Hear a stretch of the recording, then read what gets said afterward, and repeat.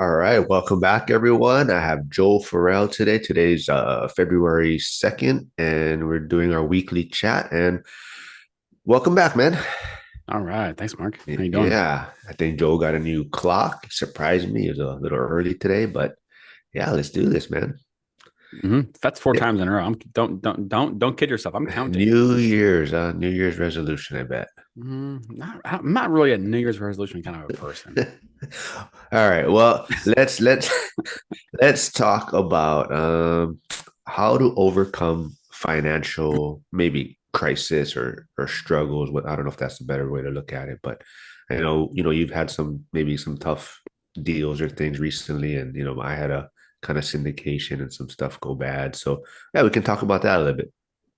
Yeah, I mean, this whole type of idea of risk and reward, right? Like you put money into the stock market, it's either going to go up or it's going to go down, or the time part of it. Like if you panic sell and markets go up in 5 years, well, how many people have sold Bitcoin at $2 or $10 or Apple or Google? I mean, you have all this the time part of it, right? Maybe it's putting building a business on the side, and you know things don't go as planned.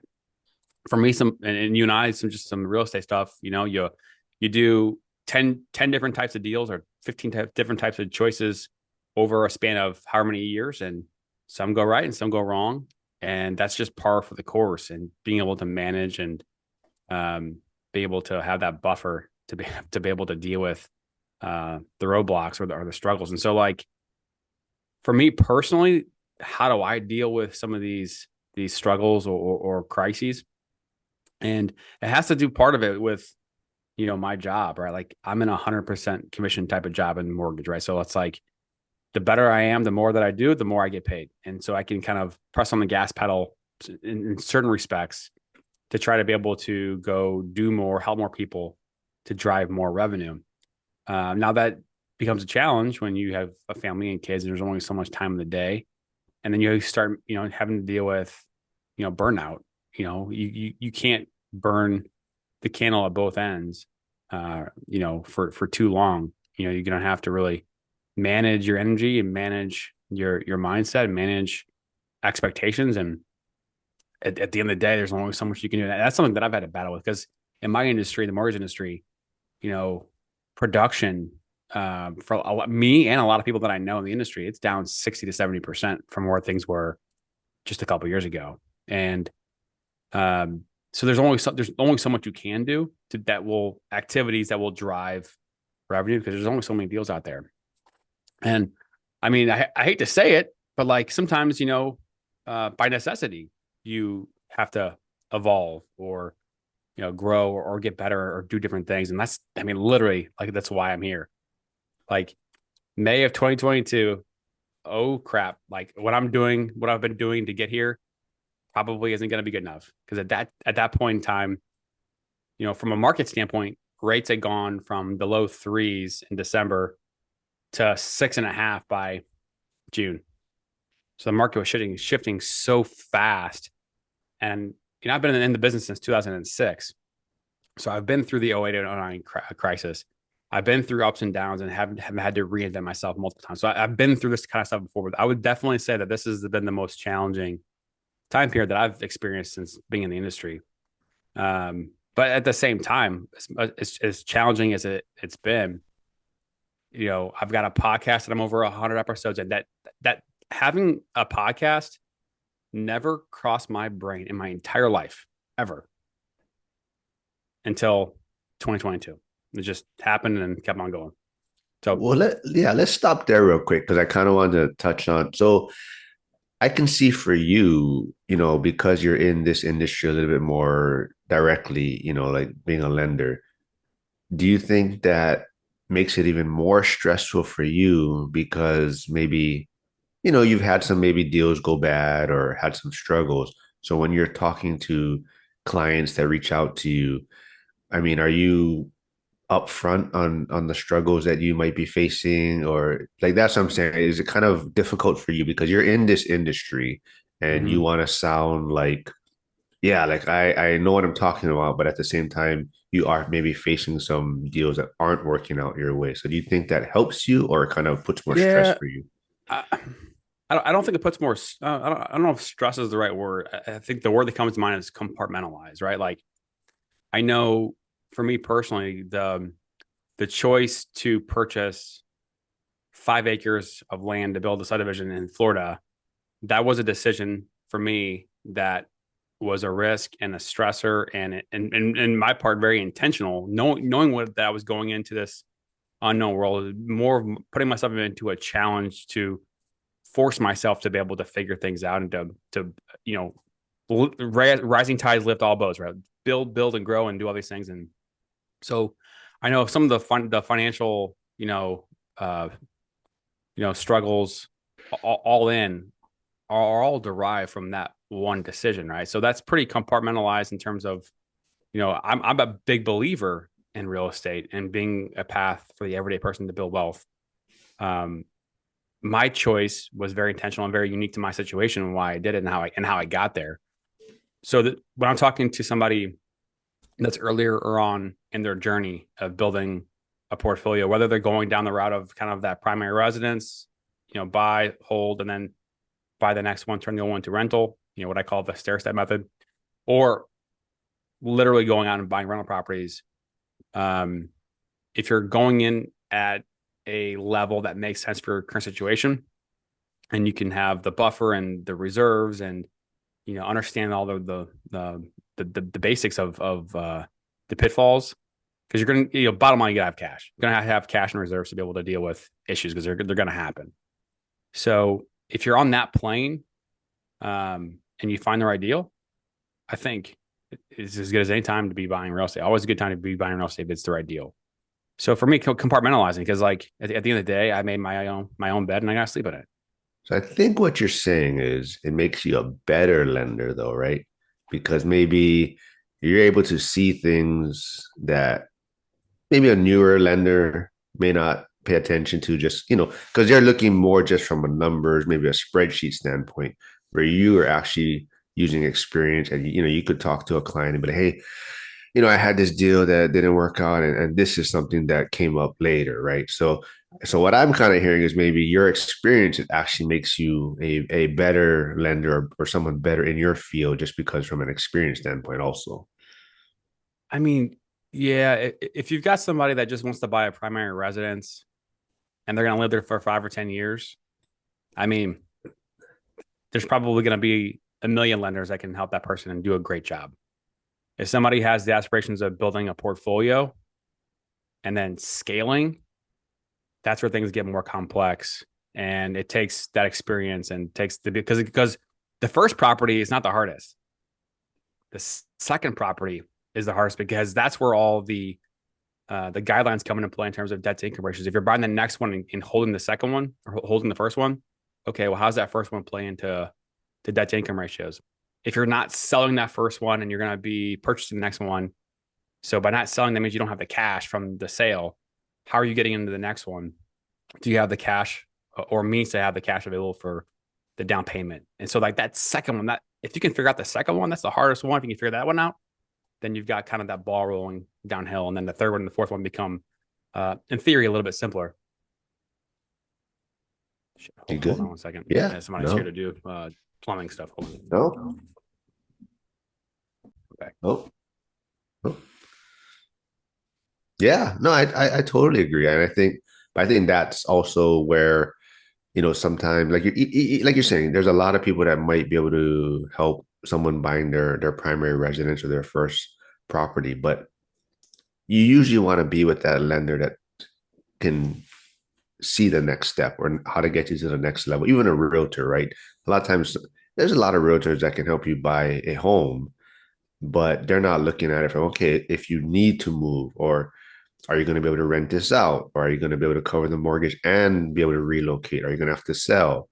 So I think that's the big thing, is experience and being able to see those blind spots and just getting you to that next level, and just having you think a little bit about the future. Because a lot of times, like you said, buying that first home is the easiest usually. And sometimes for a lot of people, that's the pinnacle, they think, right? And they're not thinking of that next step. So if they've, talked to a lender who is just kind of focused on this one transaction and not planning ahead for their client, I think that's the big difference in realtors and lenders and whatnot. Yeah, I mean, there's an example, oh, lots of examples, but one that just happened, and I had a couple that bought a house for a few years ago, got good equity in it, got a really good rate, and they want to shift into a different type of home that's going to fit their needs better. And then, okay, do I sell? Do I rent? And this person, the gentleman's got some construction background, so he's in the middle of redoing and upgrading the basement, right, to make it a fully finished basement. And they're talking about, well, maybe I want to go buy a lot of land and build it from the ground up, or I want to go do XYZ. And in their situation, they're a little bit, they're older than me, right? So they're the last half of their work career. And with all the things going on and just the whole picture, I was like, you could do XYZ and maybe go to a certain price point, but like at the end of the day, like having a simpler structure, a simpler payment level. Maybe it's not your forever home, but if you're building that first rental and then getting to the next one, it may not be your forever home at that point. So getting something to a little bit of a lower price range right now tees you up to be able to be more nimble for down the road. And if rates go down, maybe you can do more things. And anyway, it was a good. I was giving them just all the different options and kind of almost letting them know that like there's less risk by going at this lower price point than going at the higher price point now. And when we were getting off of the Zoom, trying to get the mouse to the leave button, and as we were going off of the Zoom, the wife says, "That's why I love him," because I wasn't trying to push them to the higher price point, which the husband clearly wanted to get to the higher price point, to have all the nice finishes, all the whatever. But like for their situation and where they were, their jobs and all the income and all, it's like they should probably trying to simplify to a lower payment level. So like seeing the full picture, I think is so important for someone's situation. Yeah. And I think we're kind of touch on how to deal with, financial, mistakes, crisis, struggles is kind of, what a lender's job is too, right? Like you're trying to help people assess their finances, create a budget. So like, for you, myself, deals that have gone wrong or, mistakes that we've made, sometimes we got to step back and look at the whole situation again and go over our numbers and say, okay, and that's kind of thing we kind of touched on it too, is like when do you maybe, you got to jump ship, right? So it may be the deal or property or whatnot is treading water, but at what point do you say, okay, you know what, I got to just cut my losses and bite the bullet and move on? And it comes back to, like you say, looking at our budget, looking at our numbers, assessing how much debt we have, how much risk is on the table. And I think, once you start doing this and being around other people, I think that's been the most helpful to me, is just being around other people where you can bounce ideas off of and kind of see like what their situation is and how do they handle it. Yeah, and having somebody that's been there, that's seen the forest the trees, the 5 year plan versus you're stuck in the 2 years where it's all shit. So Yeah. I like, mean, the easy answer a lot of people is going to say is have an emergency fund, which is super important. But I think that is kind of like that's like the easiest answer, right? But a lot of times you have to, I guess, in a way, be creative and look at it and just really assess the deal. And like my syndication that I invested in, it's probably going to lose money and probably lost my money, but they're trying to raise capital to keep the deal afloat, right? So now I have to make a decision. Am I going to put more money into this deal to maybe get a return in 10 years, right? So now I have to look at it like, okay, what makes sense for me, right? Like, do I kind of just keep putting money in this thing where I might get a return, or I just cut my losses now, right? yeah, So it's kind of, you have to make those tough decisions, but at the same time, that's why it's great to have a network where you can bounce ideas off of and just, somebody could have gone through this situation, right? yeah, and the network to be able to bounce ideas off of, and some of our lives with Frank and Mikey and some of the crew talking about some of the I don't know, say pay to play, but like, okay, to get in this group, pay a monthly fee or a membership fee or whatever to get access to the group and to the resources of them and all the experience and the guides and all that stuff. Like that stuff is priceless when it comes to minimizing mistakes. And so like I personally have paid money for a couple groups on this land project and raising capital and just the whole and some of the stuff just hasn't worked. And I've wasted money, but I didn't waste it, blindly. I did it, put the work in, didn't work out, got to the next thing. And okay, now by going through that process almost of trial and error, you get to the right group that can actually provide value for where you're trying to go. So, I mean, if something doesn't work the first time, that's just part of the game. The second time, you don't stop till you get to the answer you need or to the help you need. Yeah, totally agree. I mean, I think like you touched on it earlier too about starting a podcast. You never thought you'd have this many episodes. And for me, it's kind of like, I don't know where this is going to go, but I mean, I am just enjoying meeting and connecting with different investors and different people. And that's why I'm trying to branch out to maybe different, not specifically real estate. It could be crypto, it could be side hustles, but just meeting these different people that may provide something down the road or just a connection, but just seeing what they're doing, how they're dealing with different situations. And I think that's the most important thing. And like you're saying too, it's pay to play sometimes. But there was actually someone that asked me about that. Oh, should I sign up for this person's course? And I'm like, I think the course a lot of times is more to, force you to do something, right? You're gonna invest this money in yourself, which is great. But because you're spending money, maybe it's going to force you to do things because I'm like, yeah, I invested this money, I got to get a return. So I Mm-hmm. think that's sometimes, but a lot of times, what you get out of the course is, you'll be able to find a lot of information on YouTube or other people you meet. But I think it's the connection and the group that you're a part of that you're going to get the most out of. So if you pay to play to be a part of a course or a seminar or whatnot, it's more the networking, I think, that is going to bring you the most value. Yeah, it's so true, and it's over a period of time. It takes time to build relationships to be able to give some more, and then all of a sudden, value Yeah. comes back. Yeah. I think that so for me, that would be my number one thing. I think for dealing, besides the obvious, having emergency funds for dealing with financial crisis or struggle is really, just building that network over time so that you do have other resources and, people might have been through it and it's just to bounce ideas or even, you know, give you opportunities to maybe get out of a deal, right? Like say, hey, I have this thing that's not working out, and they might have someone who wants to take that project on or whatnot. But I think to me that's the biggest thing, and that's the easiest or maybe least stressful way for me that I would deal with some sort of financial struggle or crisis is kind of just having that group where I can talk to people and bounce ideas Yeah, off of. Yeah.